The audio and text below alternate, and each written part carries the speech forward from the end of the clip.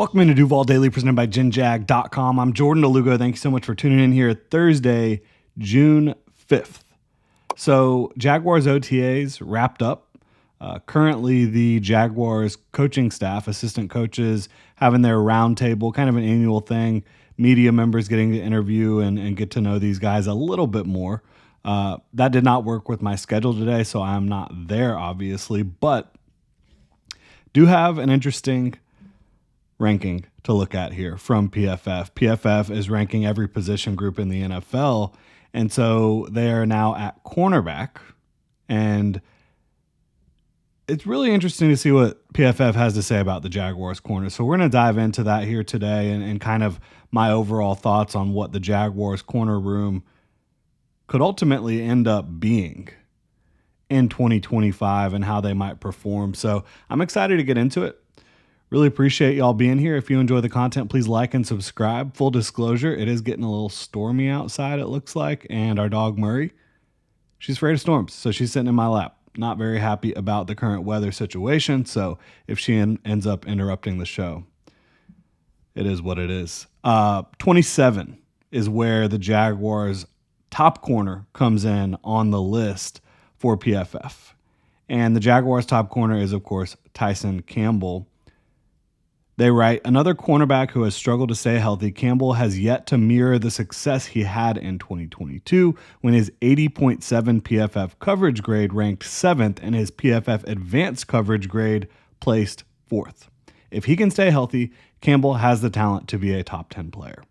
Yeah, I kind of agree with everything that was said here, quite honestly. And I mean, 27, it's really not much of an insult, especially when you consider the fact that nickels are in here as well. So you're not just talking about the outside corners in the NFL. You've got guys on this list who do primarily play inside in the nickel. So if you're including nickel players and you're talking about starters, that means you got two outside starters and a nickel, right?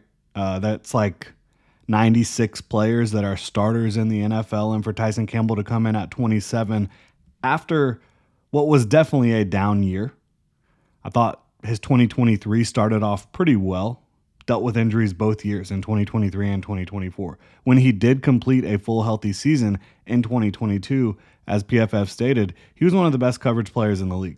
And I agree, if he can stay healthy, he has the talent to be a top 10 player. Not only that, but I do believe Tyson Campbell is in the best defensive scheme, situation that he's been in. I really do. They want to be a vision zone defense. Tyson Campbell is at his best when he has vision on the quarterback, vision on the backfield, and he can read and react, use his length, his speed, his size, his athleticism to make plays in zone coverage. Bottom line. He's also a really good run defender and support player, so that's something that kind of goes underrated and under talked about when it comes to the cornerback position. But this is someone who can help upgrade the overall physicality on the defense, especially against the run. So I think it's a fair ranking. I mean, you look at the guys that are just in front of him: Joey Porter Jr., J.C. Horn, A.J. Terrell, Darius Slay. A lot of nickels in here too. Diamador Lenore, Garrett Williams, Teron Johnson.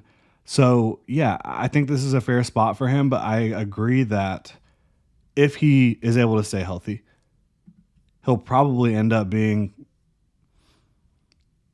if we're just talking about outside corners, top 15, close to top 10 in the league. If we're including nickels, probably top 20, and maybe even better. The sky is kind of the limit for what Tyson Campbell can be in a zone-based defense, in my opinion. Just got to stay healthy. He's looked good so far. Now, at number 28 is the Jaguars' presumed starting nickel cornerback, Jordan Lewis, who comes over from the Dallas Cowboys. And PFF writes, after spending 8 seasons with the Dallas Cowboys, Lewis heads to Jacksonville fresh off the best year of his career with a 78.2 PFF coverage grade. He ranked 8th in PFF advanced coverage grade in 2024, though he's had an up and down career playing out of the slot. I wouldn't really view his career as up and down. I think he's been really solid. I think he's a solid tackler. I think he's a smart football player. He has been able to fill in outside when needed. He's primarily played in the slot. And not only does PFF have both of these guys in the top 32, which would be the top third of all starting corners when you include, 3 starters, the nickel and 2 outside guys, 96 players, they're both in the top third. PFF also ranked both of them, or ranked together the duo, a top 10 duo in the league. So that's a pretty good situation to have, I think. And they were towards the bottom of the top 10, if not at the very bottom of the top 10 still. Jordan Lewis is a veteran. He's a really good football player. He's high energy. He's smart. He brings it. Tyson Campbell, we know what he can be when he's healthy, and he is healthy right now. And then that doesn't even factor in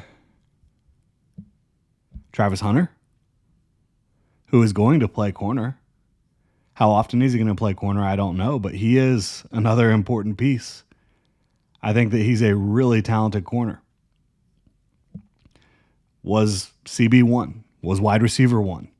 I think he's going to play more on offense, but I think he's going to play in a lot of impactful moments and situations defensively.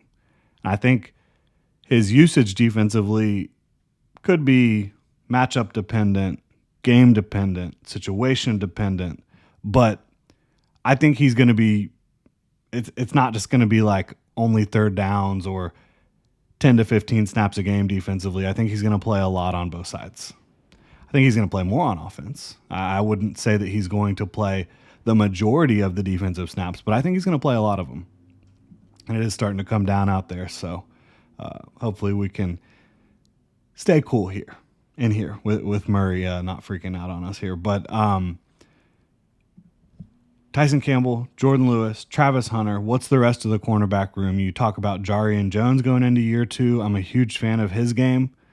Buster Brown, I think, is in the best situation he's been in as well in a little while because, again, he's someone who excels more in zone coverage where he can use his strength, his smarts, his feel for the game versus, in man coverage, Buster Brown doesn't really have the athleticism, the speed to keep up with a lot of the best receivers in football, but I think he can be a serviceable zone corner. So you're talking about that's 4 deep right there. Tyson Campbell, Jordan Lewis, Buster Brown, Jarian Jones, and then if you include Travis Hunter, which you should be including Travis Hunter, that's 5 deep.